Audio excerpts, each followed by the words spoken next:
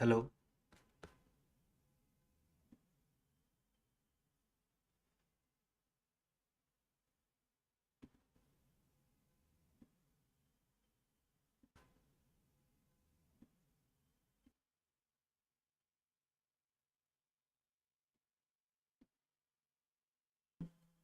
Hello.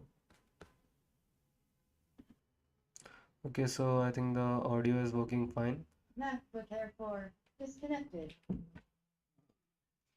Okay, so hello everyone, welcome to Code Design, and in this video I will be solving the AtCoder beginner contest. So this is a screencast video. Initially the stream will be unlisted, and after the contest I will make it public. Okay.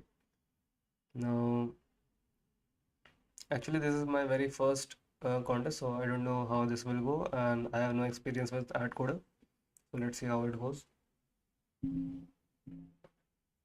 I just hope that I don't perform too bad today, because for the last two contests on Code Forces I am performing really bad, I know. Now I don't know how it will go today. Just a second, I need to put this on charge. So I think everything is working fine now. Yeah. Okay, we still have 2 minutes. I will be using Sublime for coding and OpenBoard for my rough work. So you will be able to hear my thoughts, what I'm thinking while solving the problem. Okay. Then what do we have here? We have 1 minute 40 seconds remaining. This contest is full feedback. Solutions are judged during the contest, and when you solve a problem, you get a score assigned to it. Competitors are ranked by total scores. Okay. The penalties are computed, the time you spend together plus 5 times the number of incorrect. So 5 minutes penalty for each incorrect submission. Yeah. Is there anything else that I should pay attention to? This is my very first contest on AtCoder. So I just hope it goes well. Okay.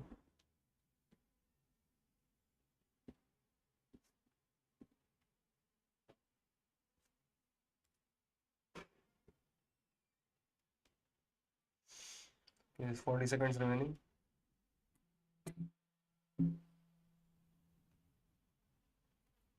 Is my pen tablet working? Yeah, it is working. 30 seconds remaining. Where do I see task? I don't know how AtCoder does it. Do I see the task in the up panel here, or do I see it somewhere down?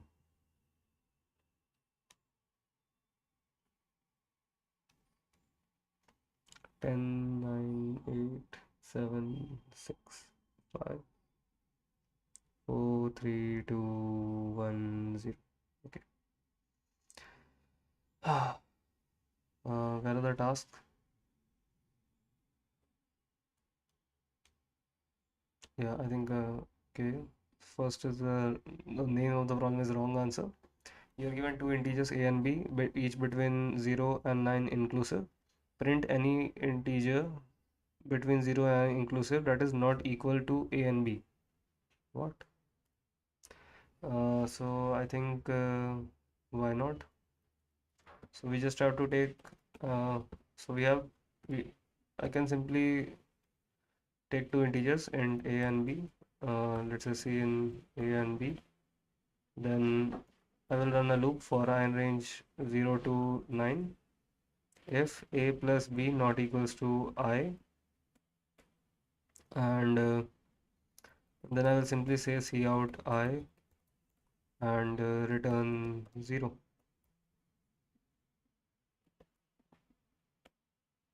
Yeah. So I think that works. Let's submit this and submit.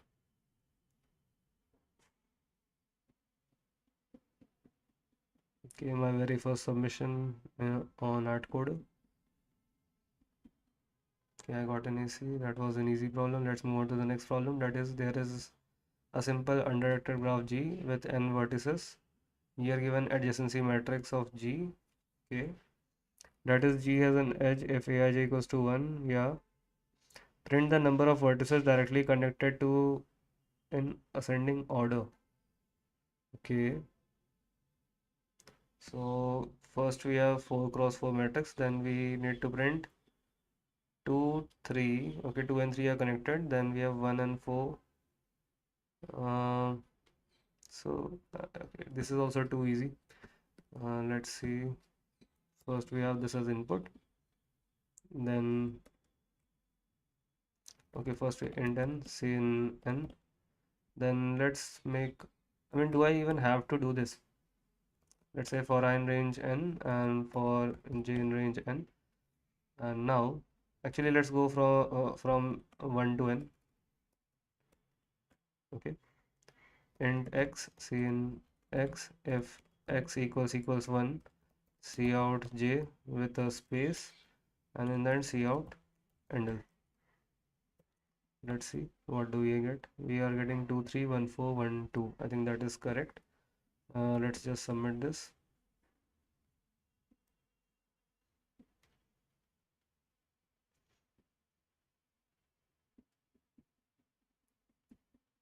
Mm,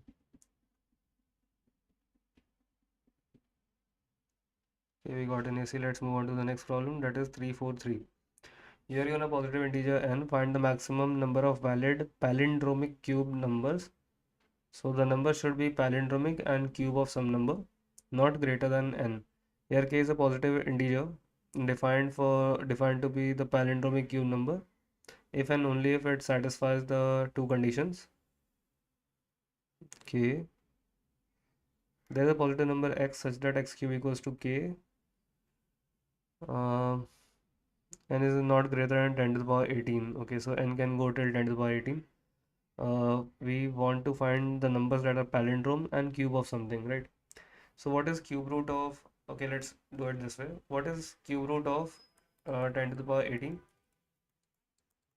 It is 10 to the power 6, right? And so what I can do is I can just pre-process all the numbers. Like till 10 to the power 6, I can calculate the cube and check if it is a palindrome or not. And that number is a palindrome, I will add it to a set, and then I can simply do a lower bound of that. Sorry, an upper bound of that. Um, and then I will get it, I think. So let's actually do it in Python because I think the code will be much shorter. So let's take a sample input. First we have this 345. Okay. So for now I will set my, okay, uh, in AtCoder we don't need to do this, but okay. So for now I will set my capital N to 1e. Let's say 300. Let's say 400. Okay.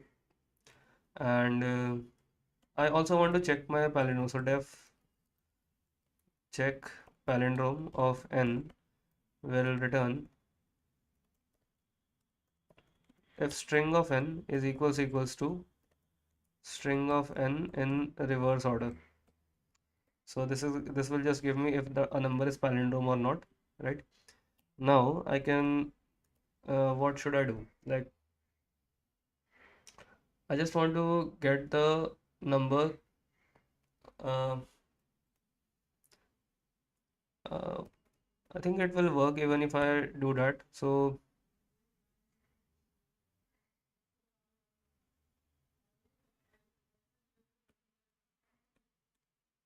how should I do this? Let's say int mx answer is equals to 0. Okay. So let's go for while 1. Okay. So while true. Um, I mean I want to cube numbers. Let's say for I in range n, let's say capital N. Okay. Go from 1 to n plus 1 actually. Now I want to say like if I cube it num, so let's say num is equals to I times I times I, right? And if pal num So first of all, I want to get the closest. Since I should do this in reverse order. First, I should cube root the number. So n is equals to n to the power. What is, how do I take cube root? Is there a function for cube root in Python? I am not sure.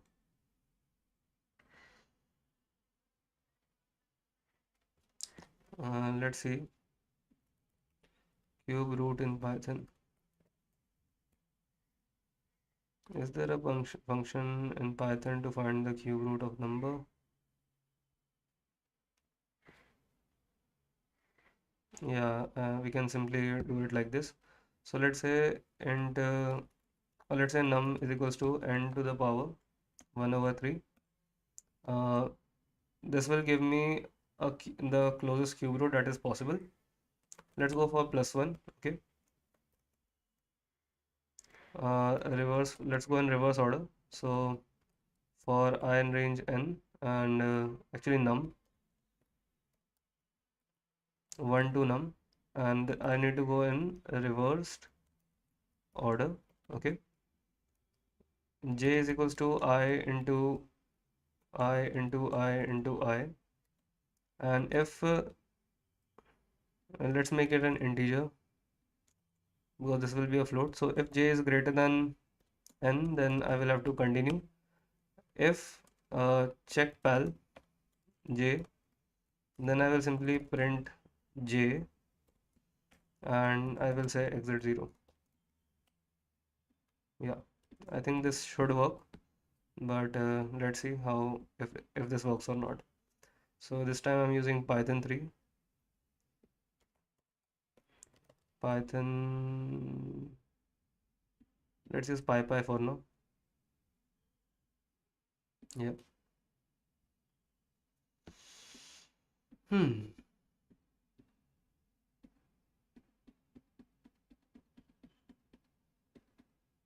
Okay, we got a wrong answer on some test case. 12 of them gave me a wrong answer. Okay. Um, I mean, like, okay, why will it give me a wrong answer?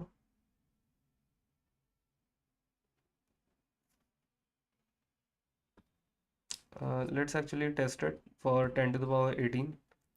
So 1, 1, 2, 3, 4, 5, 6, 7, 8, 9, 10, 11, 12, 13, 14, 15, 16, 17, 18. If I do this, what am I getting? I'm getting this number, which is a palindrome, but is this a correct answer? At least it did not give me a TLE, and that I was more worried about that.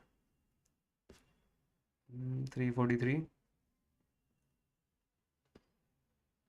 Okay, for 6, the answer should be 1. Yeah. Then for this number, the answer is this number 134. Yes, the answer is this number. Actually, let's go plus 1.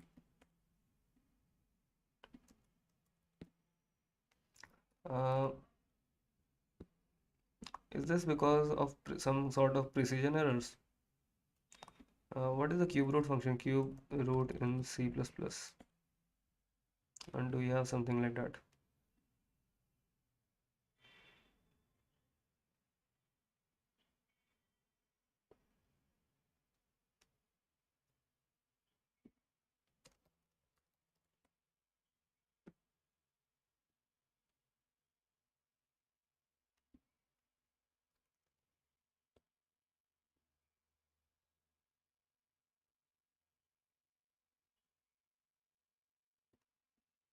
Hmm.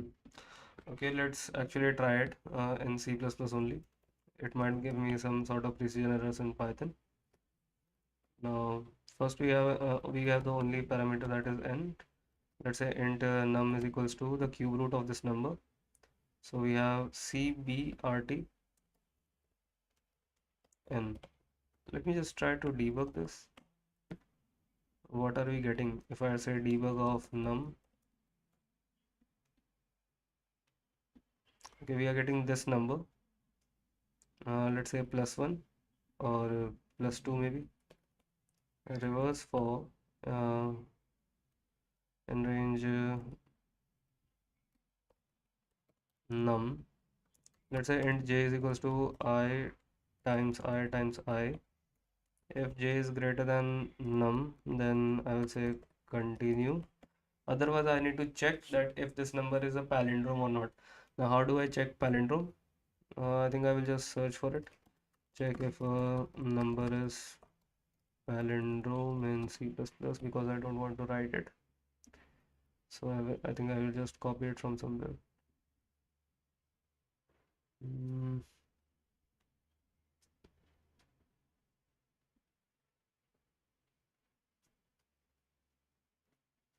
is there some shorter code?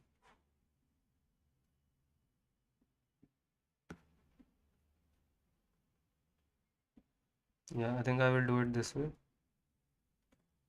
Yeah. Now, once this is done, I can simply uh, if check palindrome of j, then I can say like k. If this is the case, then simply cout j and l and return 0, or I can, and then I can say exit 0. What?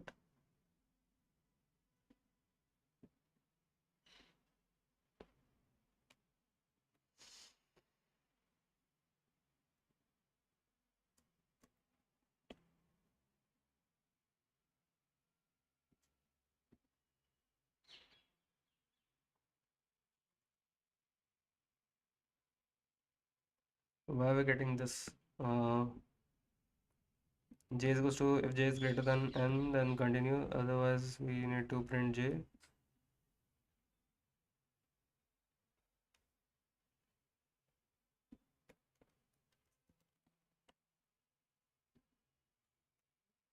Okay,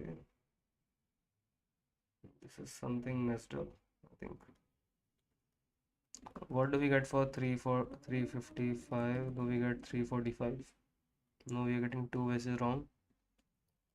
Let's say debug j.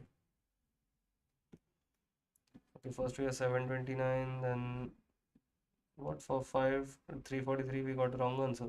Why is that? Is the GFG implementation incorrect?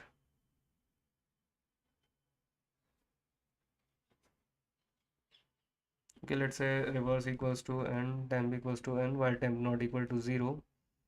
I will say reverse equals to reverse time times reverse temp. Yeah. I think this is correct in login time. It calculates all the numbers. So we need to return if reverse is equals to n or not.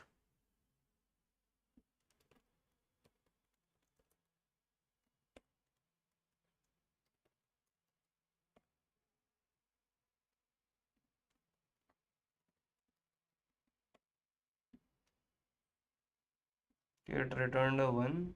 Now I did check.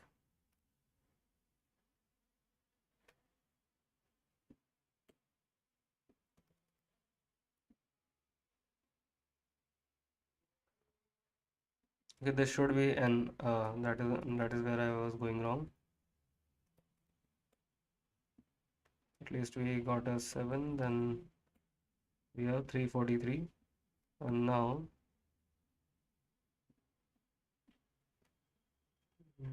let's again copy this.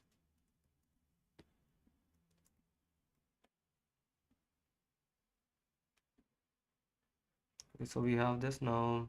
Now what should I do? I will just paste it here. Okay.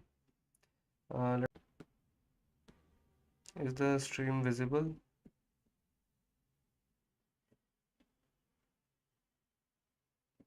Why is the video paused? I think it is because I changed the Wi-Fi. I think the video will get corrected after some time, but for now let's continue.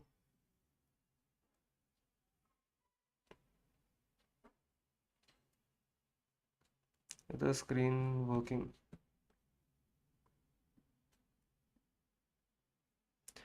Yeah, I think my video is paused, but rest of the things are fine. Yeah, we got an AC. Now let's move on to the next problem, that is diversity of scores. I think I will just remove my video for some time and uh, it should be fine in some time. Yeah. Okay, the next problem is Takashi is hosting a contest with N players 1 to N. The players will compete for the points. Currently, all the players have 0 points. Takashi is forcing ability. Lets him know how the player's scores will change. Specifically for I equals to 1 to T, the scores of the player's AI. Okay, the stream is working fine. Yeah.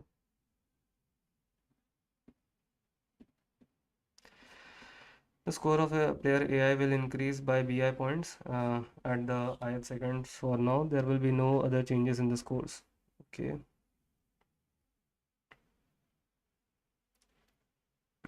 Takashi prefers diversity in scores, wants to know how many different scores values will appear among the players' total score at each moment. For example,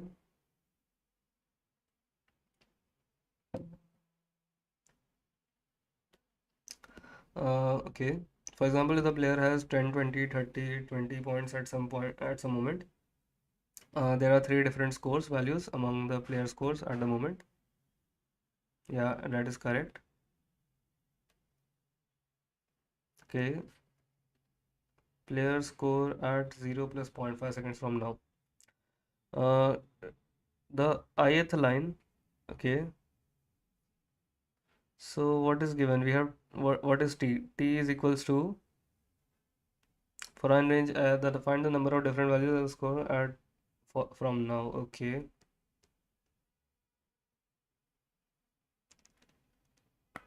Uh, so first we are starting from one. We have players 1, 2, and 3 in this order. The correct currently the score is 0. Okay, there are only three friends, I think. No, there are n friends. In this case, there are n friends. The first player gets an increment of 10. The second player gets an increment of 10, and the third player, okay, like that. Yeah. So we have a total of two different scores now. So how can I maintain an array?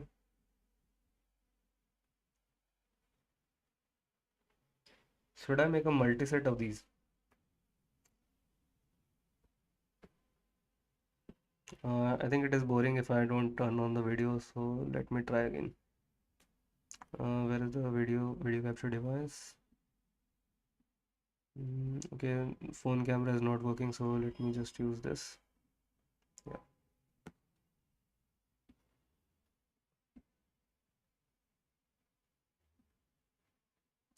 Okay. So how can we go about it? Now, wait a second, let me just add the filters. Background removal.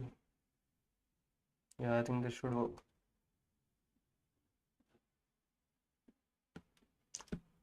Okay, so if we have n different people in the row, I mean, we are incrementing the scores of n different people, and I also want to keep a count of the number of different men at different point of time.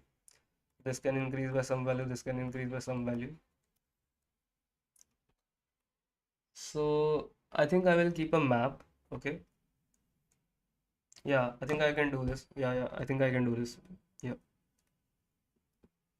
So initially, so the all the scores will be 0. So I think I will do this in Python because the code will be much shorter.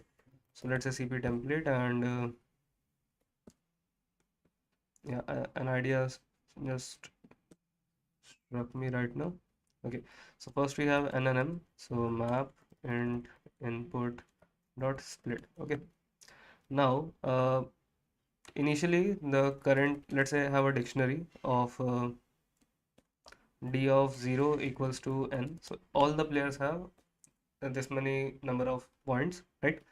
Initially the score is okay. So now I will go for I in range m, and at every point of time, let's say we have two integers x and y is equals to map and input dot split. Okay, now I also need to maintain a score. So what are the constraints on n?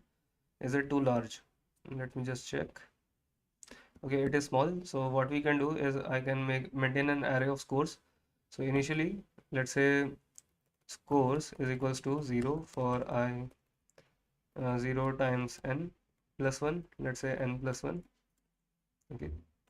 Now what I will do is, okay, something is getting added. So first of all, d of scores, uh, let's just make it score score of x minus equals to 1. Okay, so I will divide it. Now if d of score of x equal to 0, then I will simply delete it.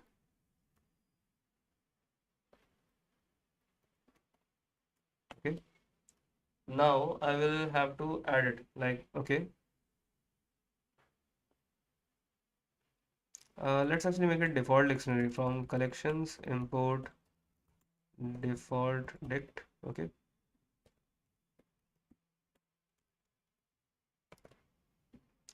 and now I will simply say score of x plus equals to y, right?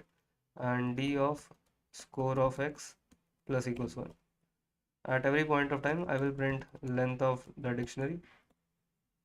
So we have 2322. I think this is the answer for this, 2322. Yeah.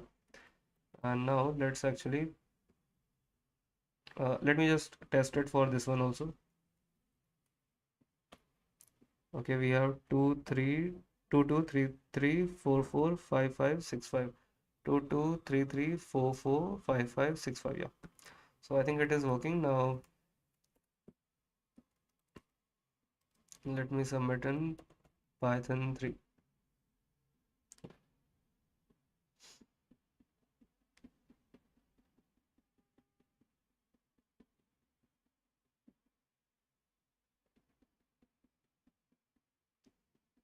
Okay, it is testing.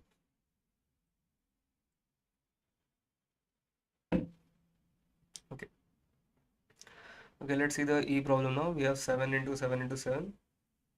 In a coordinate space, we want to place 3 cubes with side of length 7 so that the volume of the regions contained exactly 1 to 3 cubes, that are V1, V2 and V3 respectively. Okay. You have to place 3 cubes with side length 7 so that the volume of the regions contained in exactly 1, 2, 3 cubes are V1, V2, V3. What does this exactly mean? For three integers a, b and c, let C denote the cubic region represented by a plus 7, b plus 7, c. Okay. Determine whether 9 integers that satisfy the following conditions. One such tuple exists. Uh, okay. Let's say mod a1 mod b like this and less than 100. Okay. And this is a small constraint. Okay. If Ci is equals to C of Ai, Bi, Ci, where I equals to 1, 2, 3, okay. The volume of the region contained is exactly one of this is, okay.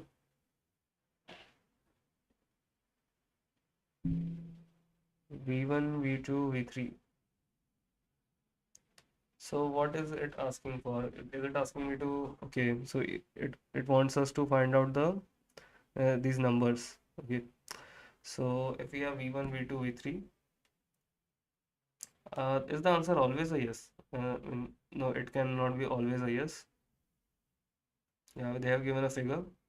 So if you want one cube to have, what is this? Consider the case when 0, 0, 0. So it has from 0 to 7. Yeah. So there is this cube and it will take a volume of, I think it will take a volume of 343. So, but here it is given what? Uh, mm, mm. Okay, let's try to understand it. In the figure, all of the are not greater than 100, so it should not be greater than 100, yeah. The region contained in all of C1, C2, C3 is, okay, so we want to combine the volumes of all these cubes, okay.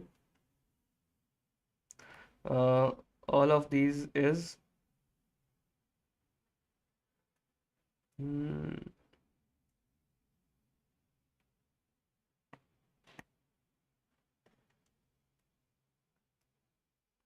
I don't think I want to do this right now. Let's actually move on to the next problem. Second largest query. You are given a sequence A of length n. Process Q queries in the order they are given. Each query is one of the following two types. Type 1 query, we can given change the value of AI to X. Given in the form L to R, print the number of occurrence of the second largest value. Okay, so we have a range query problem.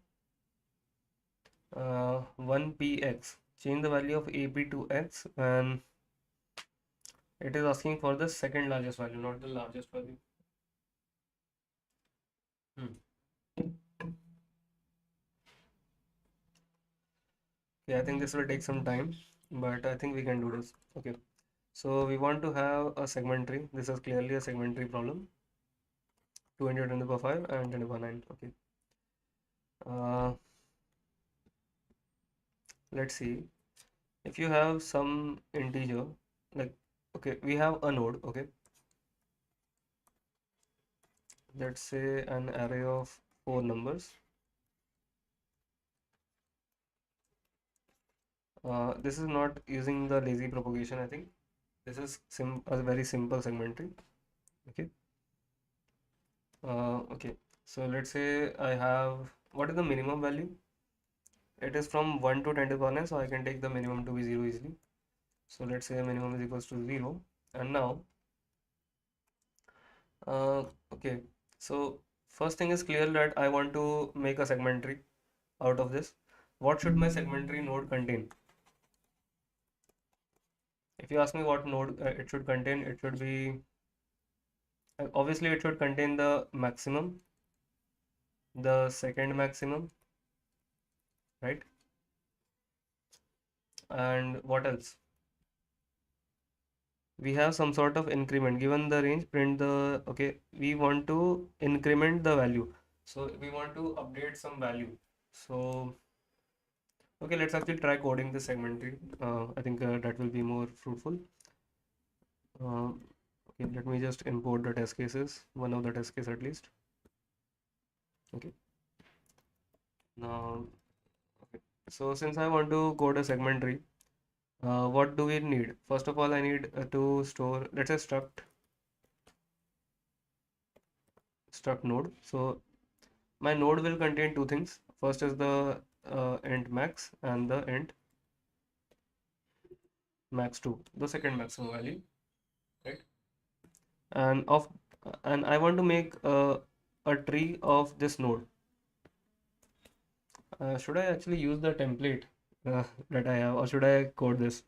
I mean, it has been a very long time since I have tried to code a segment tree on my own. So I think I will just try to code this up. It will be more of a practice for me. Okay. So to code the segment tree, I'm going to make a vector of node, okay, and this will be a tree, and the length of this tree should be how much? I don't know. Let's say int size equals to int size, okay, and first will be my the build function that I'm trying to build up. Uh, or should I build this? Okay, let's say build, and it will take a parameter. Let's say int a, or the array that I want to build it. So first is int a dot size, right?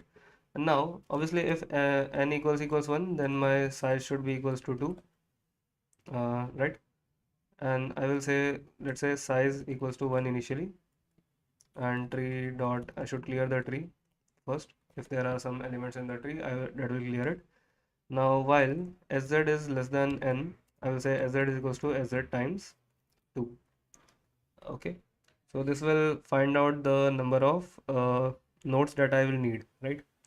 Now I should make the tree, so I will say tree dot resize 2 times xz size. Okay. Now while now I can easily say like, okay, now I can easily try to build this segment tree from the array. So I will go from for I in range n. Okay. Um, what should be the current index? So int j is equals to I plus size. So that is the actual, like whenever you try to build a segment tree.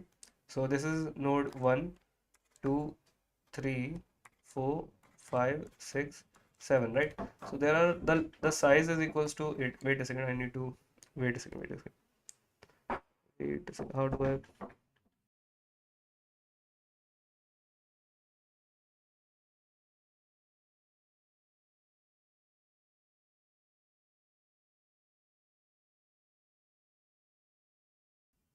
Okay, so someone came. Okay, so let's say size is equals to 8. Now, um, if I'm at 0 position, I can simply add the size equals to 4. Sorry, size was equals to 4. That is why we have 8 nodes. And now, if I'm at 0 position, I can simply add the size value to get to the 4th position, right? So here I will say, first of all, this is I'm building it iteratively. This is not the recursive one. So first of all, I will say, what will I say? Okay, I will say tree of j. I think I am making some mistakes here.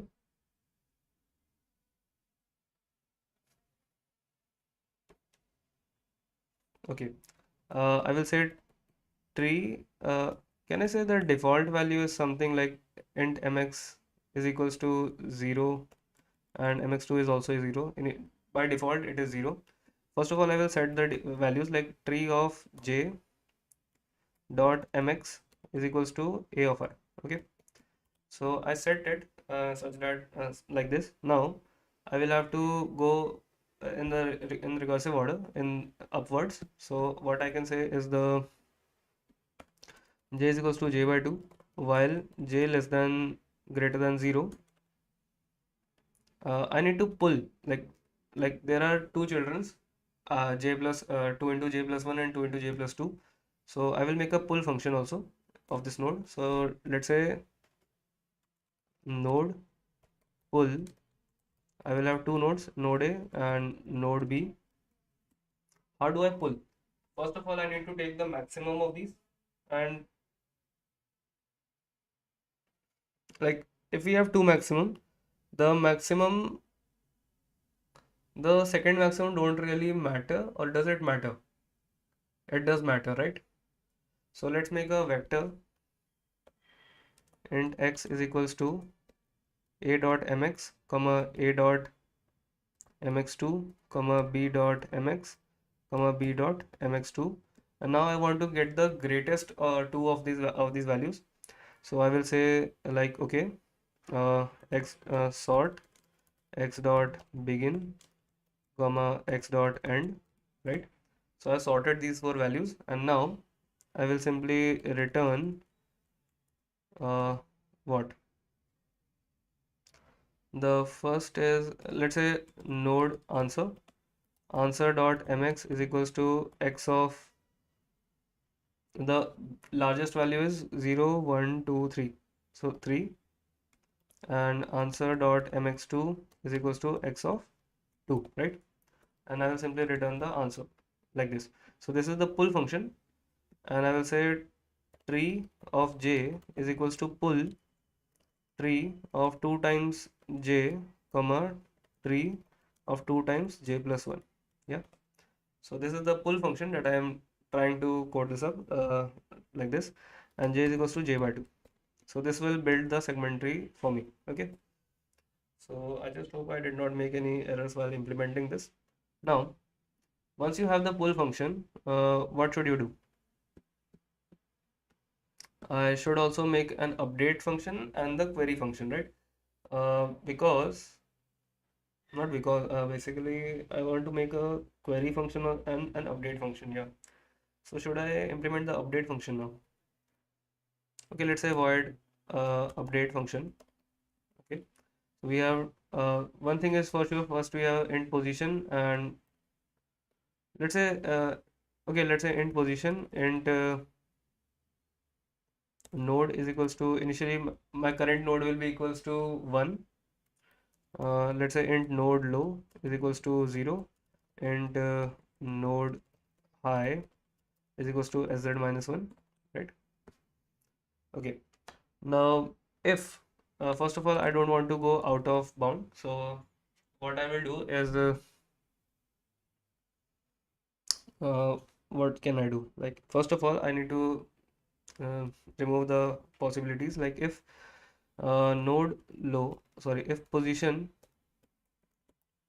is less than node low or position is greater than node high, then I will simply return it. I can't do anything about this. If position equals node low and position equals node high, because this is point update, right? Then I will do something. What will I do? First of all, I should set the maximum to that. So tree of node dot mx equals to, I will also need a value that I am updating, right? Am I incrementing or am I updating? What was the query? Change the value to x. Okay, so I am updating. So I am updating the value and return.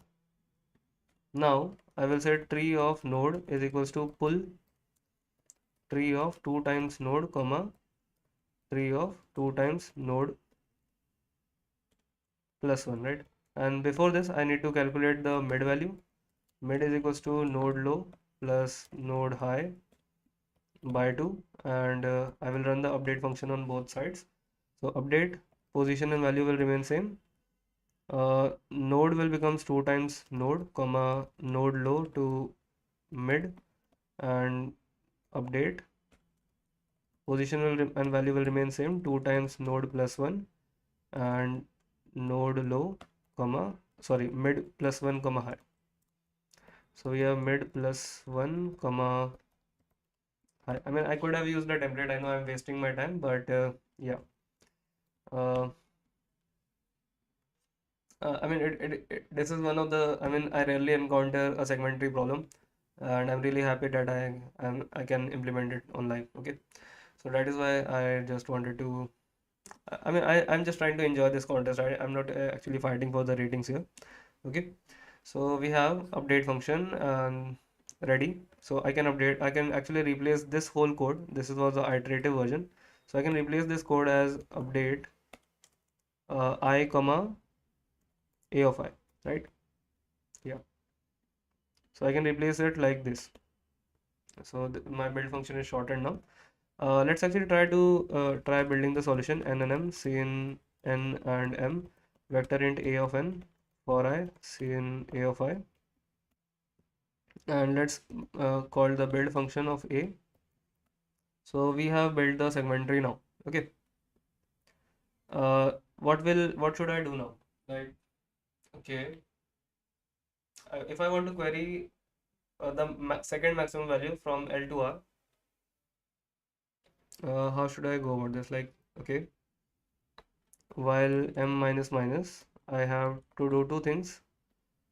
Int tab cin tab. Now we have possibilities, like if t equals 1, not 1. So if t is equals to 1, then we change the value. So I will say simply update at some position p. Now this position is 0 based indexing, so I will use a minus 1 comma b. Okay, else these are L and R values, and I want to query the number of occurrences. Okay, this is not, I think I read the problem wrong. We do not want to find the second largest value. We want to find the number of occurrences of the second largest value. So first of all, I need to get the, okay, this is tough. And this is definitely tough. Yeah.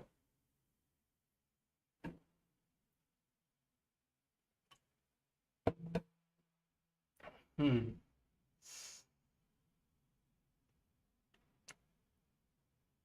First of all, I need to get the second largest value, then I need to find the number of occurrences of the second largest value. Hmm.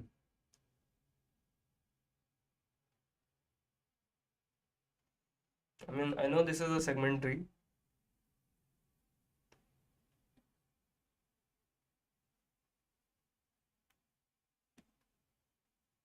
Okay, let's try to think about this, how we can, I mean, I don't think I can solve this now. If it was asking for the second largest value, I could have, but now this is completely different. You want to find the number of occurrences of the second largest value. Okay, so initially all of these values are zeros, and I mean, even if you want to find the number of occurrences of the largest value, how can we do that? Like, first of all, I need to get the largest value, then I need to count it, but that is not, that will never be correct. Okay, to count the second largest value, we need the second largest value, first of all, and the number of times it occurs, right? So what we can do is I can maintain, instead of maintaining this like, okay, uh, I don't know. Um, okay, let's say we have two things. I want to maintain the count of the largest value and the count of the second largest value also. So I will update my node as let's say count two things more. Count mx equals to 0 and count mx2 is equals to 0. Okay. So initially it is like this, but okay, once I am here, when I'm building it, in the update function, I will set the tree of node dot count mx equals to 1. Okay, so because it is 1, now I will be able to do it. Okay, so if I have this, how should what should be my pull function?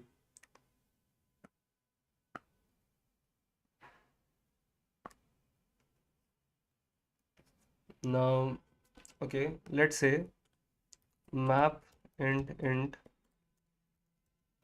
count. Okay, let's say cnt of a dot mx plus equals to a dot count mx, and let's say cnt of a dot mx2 plus equals to a dot count mx2, right?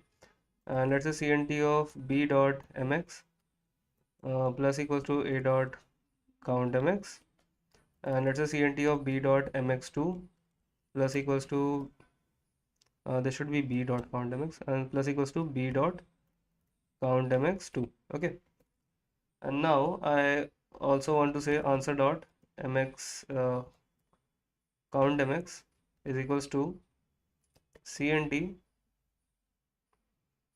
answer dot mx and answer dot count mx2 is equals to cnt of answer dot mx2. Yeah, I think we can do this now. So we have this pull function. Now it is also storing the count of the occurrences of the second value. So what will we do now? In the query function, I will have to do something different now. So how do I query from using this pull function? So we have, let's say I'm trying to do a query int low and int high.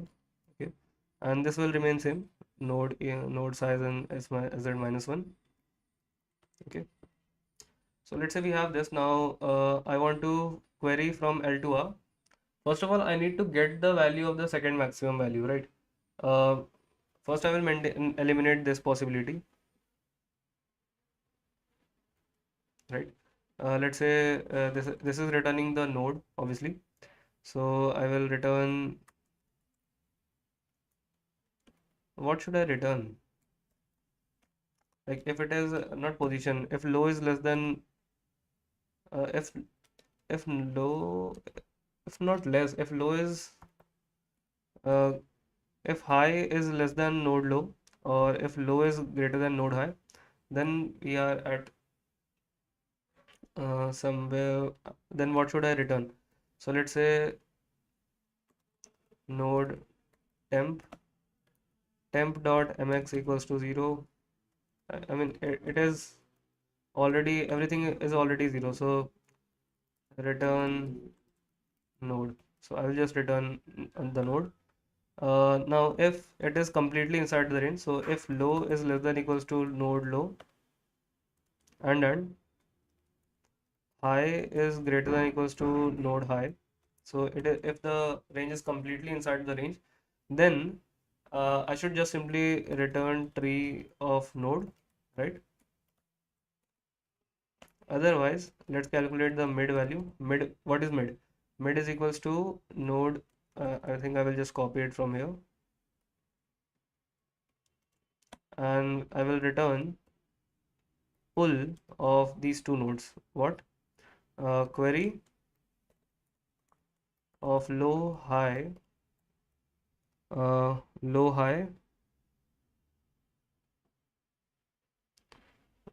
this value, and query,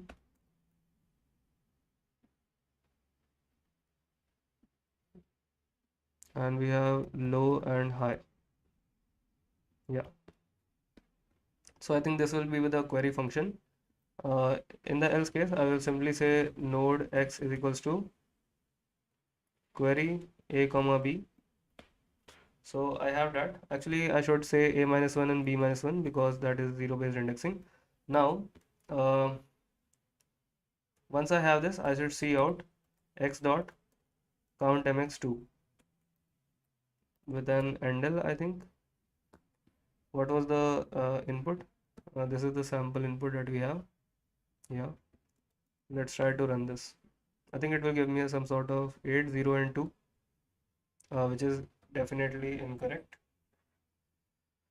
Okay, from 1 to 3, like if I have this test case, like from 1, 2, 3, 4, I think it is 1, 2, 3, 4. From 1 to 3, 1, 2, 3. In this range, what is the value of second max? Why am I getting an 8 here? Hmm. I mean, there are only 5 of it, so maybe I can print it. So for n range n, let's go from 1 to 2 times z. I want to see out um, tree of I dot mx with a space, then tree of I dot count mx with a space, and then tree of I dot this, and tree of I dot count mx2. Yeah.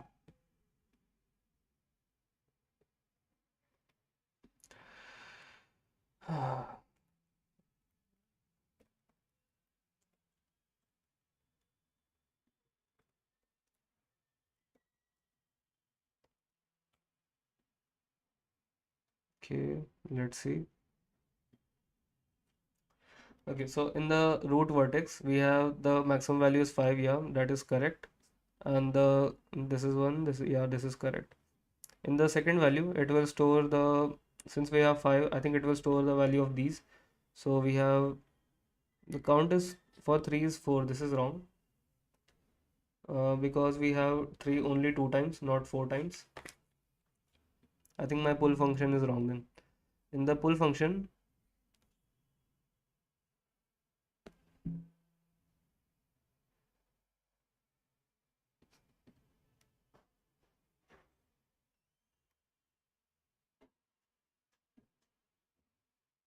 3, 2, and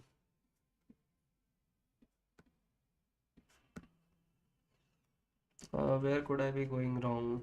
Uh, okay, this all is just a farce. I don't need this.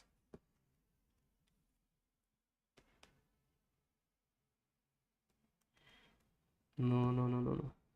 In the so these I don't need. So we have 3 3 1 4 5. We have 3 3 1 4 5. 3 is 1, 3 is 1. Okay. Now when I combine 3 and 3, what will I get? Let me just do it like this only. So if I am combining 14 and 15, I should get the value at 7. So it is 0. When I combine 11, then I combine 13 and 12. At 6, we have the value 5, count is 1, that is correct. Then at 10 and 11, at fifth position, we have the maximum value is 4, the count is 1. Then we have 1, the count is 1, that is also correct. Then I will combine 3 and 1 at position, 3 and 3 at position 4. So the count of 3 is 3 and the count of 3. Okay, so this is where I went wrong. Yeah, I think this is where I went wrong. Yes. I will have to remove the duplicates from this. Otherwise, I will not be able to do it. So how do I remove the duplicates? Let's actually make this as a set, maybe.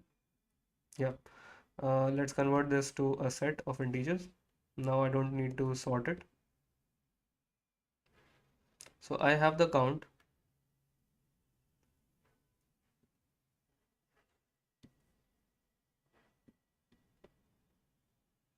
I just not want to find the uh, I just want to find the largest values in the set. So now I need to convert this to a vector. Let's say vector int y and for int I in x, y dot pushback I, and now I need to get the last and the second last value. So I can say if okay, so we have this. Now count is correct. Now first now I need to check for some things like, okay, if y dot size, let's say int z is equals to y dot size. Now if z equals 1, so if the size is already 1, then I will have answer dot mx is equals to uh, what should I say, y of 0, and answer dot count mx is equals to cnt answer dot mx. Okay, in the else case I will have two values to the end, so I will do this whole thing only in the else case. And actually this whole thing should be x of, not x, actually it should be y of z minus 1, and this should be y of z minus 2. Yeah, let's try to run this again. Okay, now we are getting correct answers. And okay, so we have this. Now let me remove this line, these lines, because we don't need them. Okay, so we are getting 102, which is correct. What about this test case? So we're getting 0. Yeah, we're getting 0 for this test case. We are getting 0 1 0 2 4 0 1 0. Yeah, that is correct.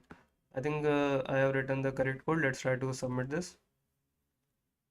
I will remove the unnecessary comments. Yeah.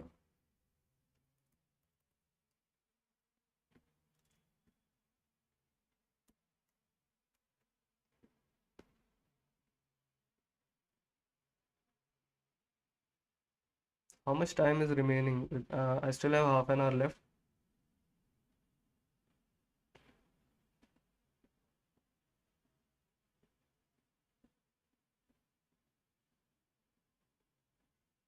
Oh, I got a DLE.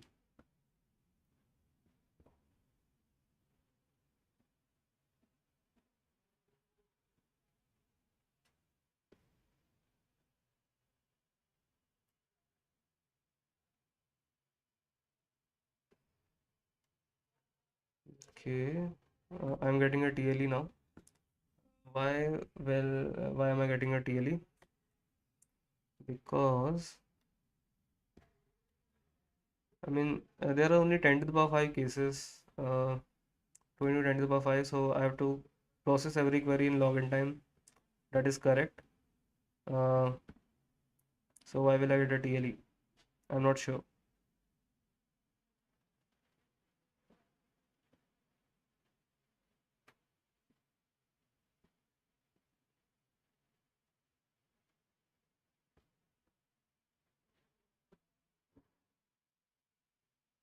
I'm not sure why this is giving me a TLE, but okay. I mean, is this giving me TLE for every test case or just a single test case? I just want to see that.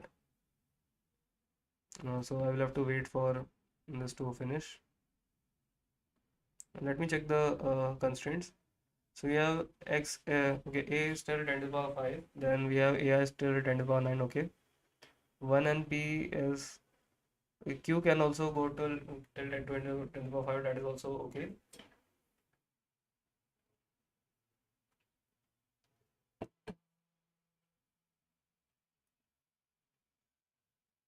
So building takes n log n time and every query is happening in log n time. So why will I get a time limit exceeded? I'm not sure.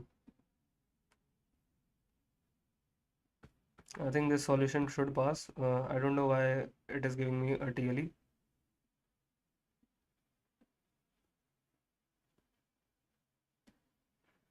Also, the judging time is okay. Let's see. When I'm running it for this test case, it is taking 1.6 seconds, which is already too large.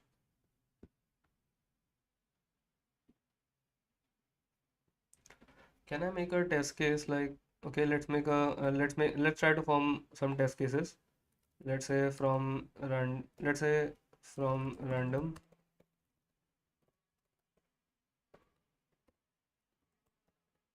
Okay, open and W mode. Okay. Now I want to have my n as 2e5.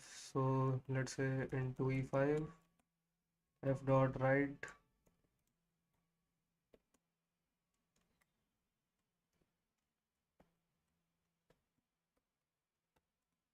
Okay. Now for in range n, first of all I want to write an array. So let's say O is equals to like this, and now I want to first of all I want to write the array input. So how can I go about this? Uh,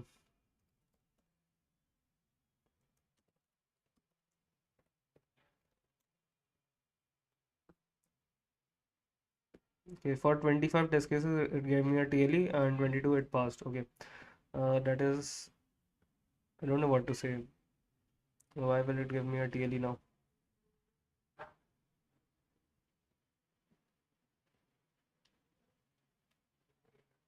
So you are 2 into 10 to the power 5, AI is still 10 to the power 9. So 1, 1, 2, 3, 4, 1, 2, 3, 4, 5, 6, 7, 8, 9. Okay. So this will give me a random integer. So f dot write an f string with an x with a space. So this will keep writing f dot write slash n character. Then I want to go for this range. Like, okay. In this range, I will have to query any numbers. So let's say L comma R is equals to L is equals to random n. Let's go for n minus 1 from 1 to n minus 1 obviously, and R is equals to random L plus 1 to somewhere something like okay n obviously, and now I will have to write two integers in F. I'm doing many types of queries. So let's say t is equals to random 1 to 2. So now I will write t L and R. Okay, and let's say f dot close now. So after this, let's actually try to run this. So I have this as the input file now, a very big input file. And if I run this, how much time is it taking me? Okay, it is taking me quite some time to process every query, and it is slow. Yeah, it took me 8.5 seconds, which is too much, right? Uh, let's actually run this again to see if it. I mean, it is giving correct answers at least, but yeah, I think first thing that I am doing wrong is I should not do this because long might take too much time to process it.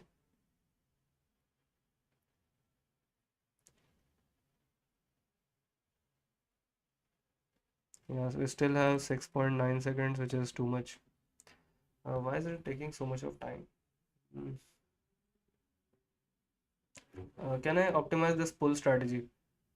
Okay, it did reduce a bit. I felt that, but can I reduce this pulling strategy?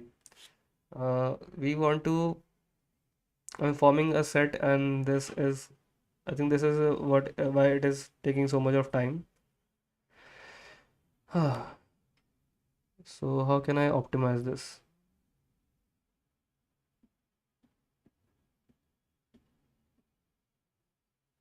Hmm.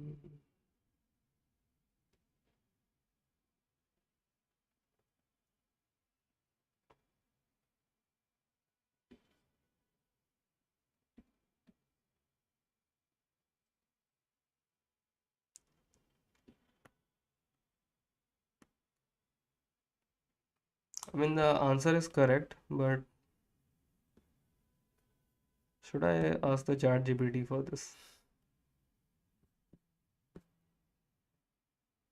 I don't like doing this, but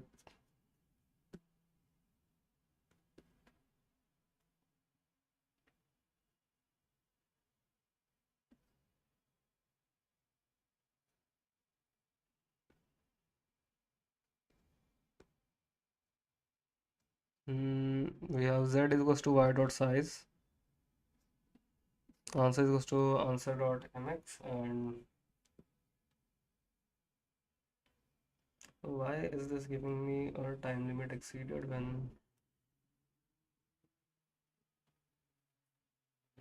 L2R is something very close, then that is good.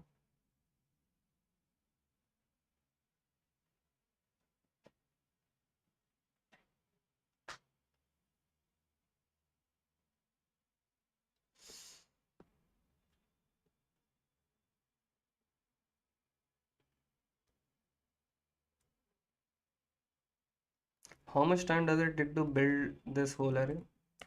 First of all, okay, it is taking 3.8 seconds. Okay, it is even the building part is slow, so I think my pull function is slow. So I think I should just try to optimize this part of the array. So I think if I just ask the chat GPT, maybe it will help me. I don't like doing this in the contest, but I think I will just try to see. Can you optimize this code?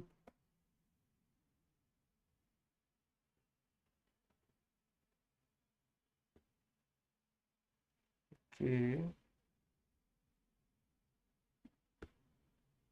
So it is telling me that instead of using this, I can use this. But will this actually help? Yeah, the time reduced significantly, I think. Let's see. Yeah, I think the time reduced significantly, and yeah, now I should try to submit it, and then we will see what changes the chat GPT made.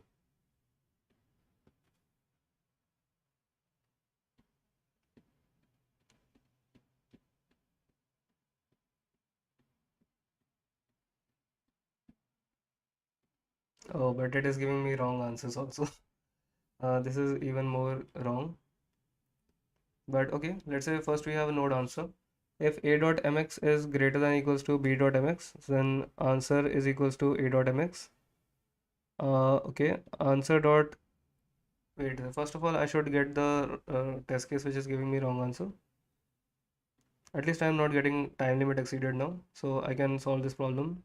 How much time is remaining? 32 minutes is remaining. Okay, so let me just copy this.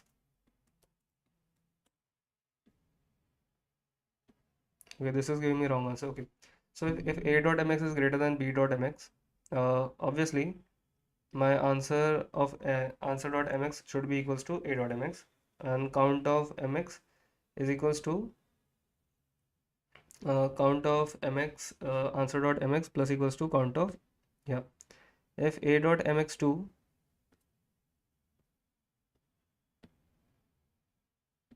wait a second.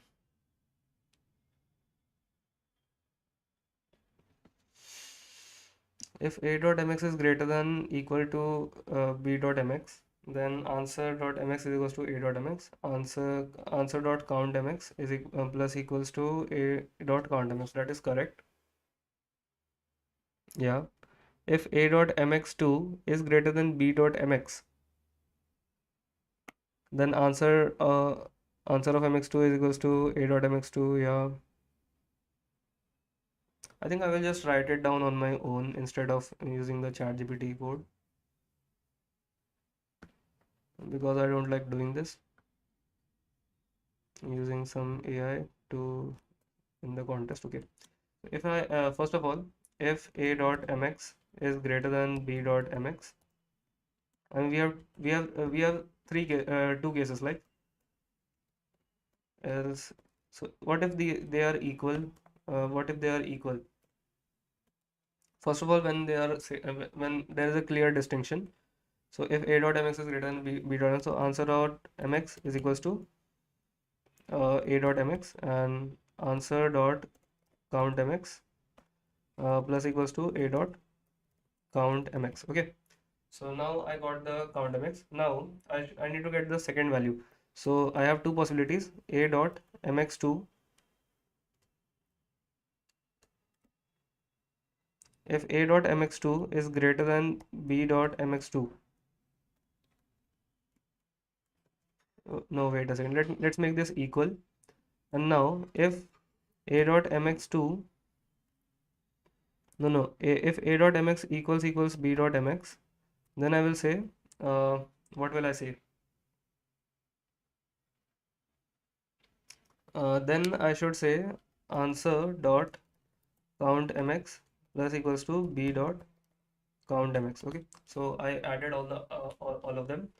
Otherwise, like, okay, if that is not the case, else, not else, like, okay, so I got the count of mx. Now I need to find the value of the second maximum. So I will get if a dot mx2 is greater than equals to b dot mx. No, I just need to find the value of the two things. How do I optimize it in big of one? Like, I want to do this using if else only. Like, okay, I mean, I know that if I do it using if else, if I am able to do it correctly, that then that will be it. That will be the correct solution. So this is almost correct.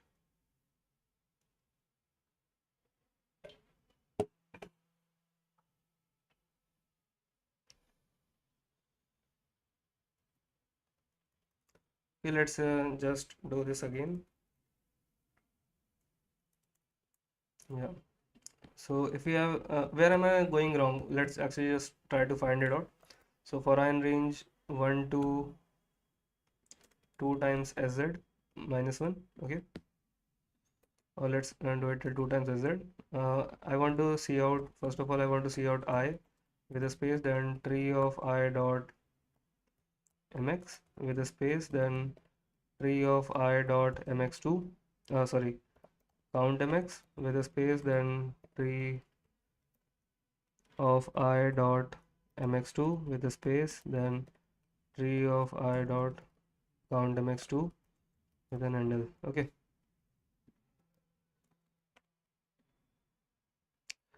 Now let's see. We have this whole array. What was the array? 3 3 1 4 5 3 3 1 4 5. So you're 3 3 1 4 5. So at position 8, 15 by 2 is 7. At position 7 we have all 0 as correct. Then 13 and 12 at position 6 we have 5 2. This is wrong. This is wrong. Why are we getting a 5 and 2? Uh, so in this case, like if a dot mx is greater than equals to b dot mx, answer is equals to a dot mx obviously. Else answer is equals to b dot mx, and yeah.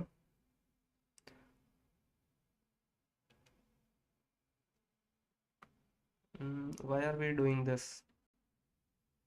This part doesn't make sense.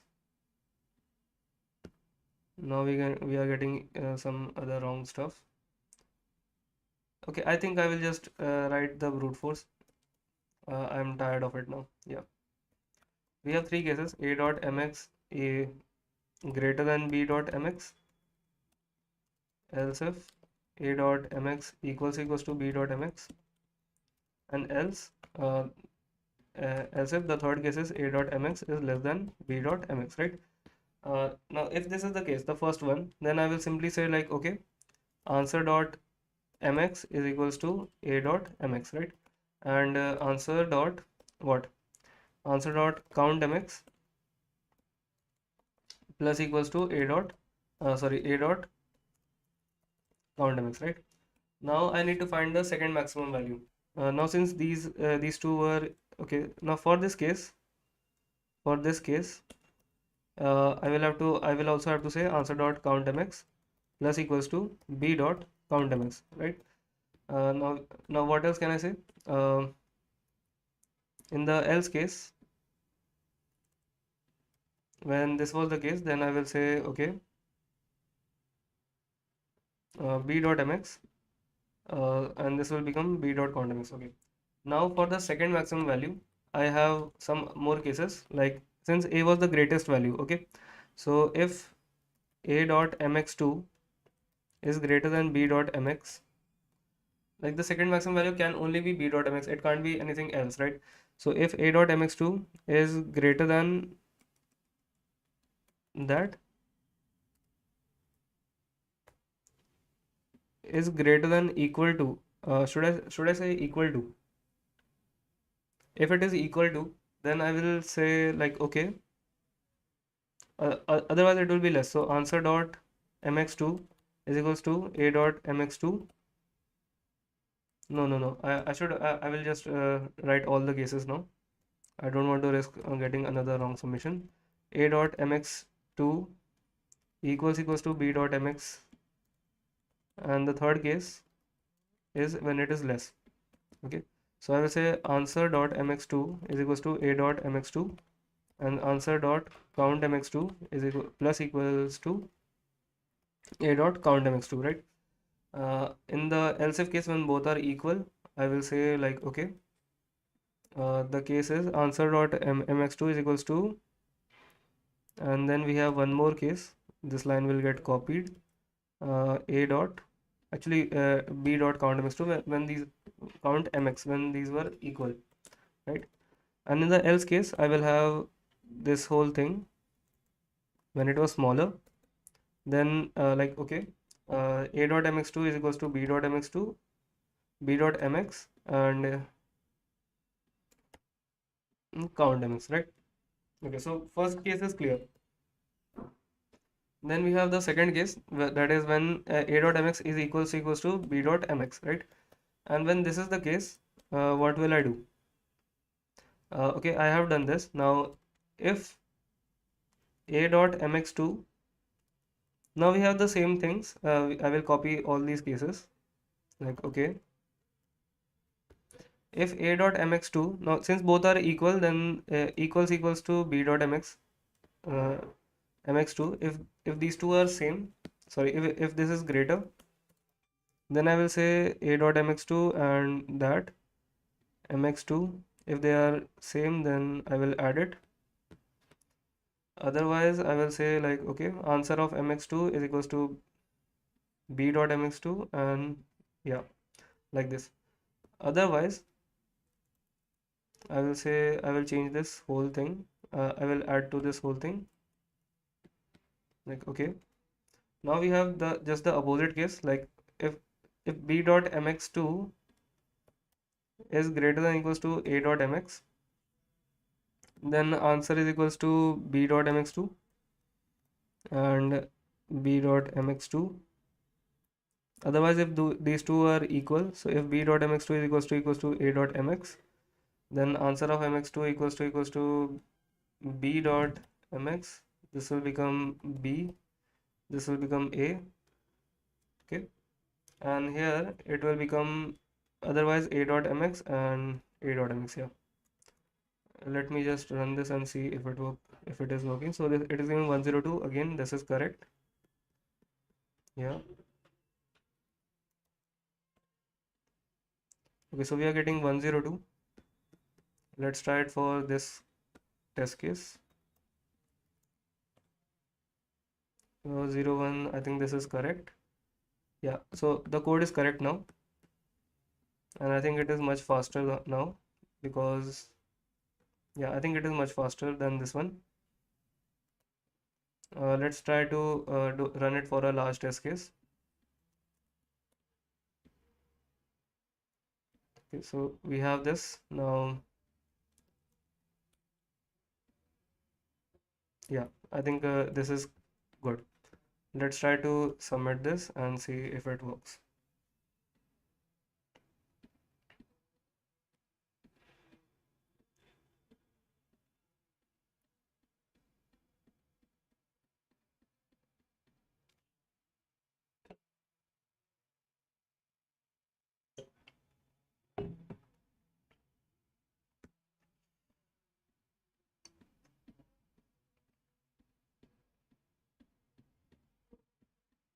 So we finally got an AC on the F problem. Let's see the G problem now. How much time do we have? We have 20 minutes remaining. I think we can still do this. You are given n strings s1 to sn. Find the minimum length of the string that contains all the strings as substring. Okay. Find the minimum length of the string that contains all the string as substrings.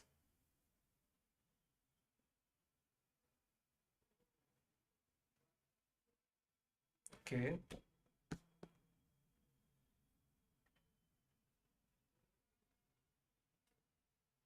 Is the stream working? Yeah, the stream is still working, and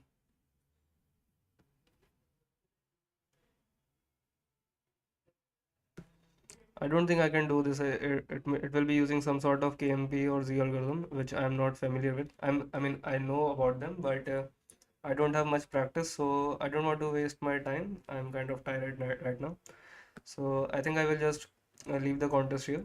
And thanks guys if you have watched till here. And thank you. I will make this contest, they make this video public after the contest.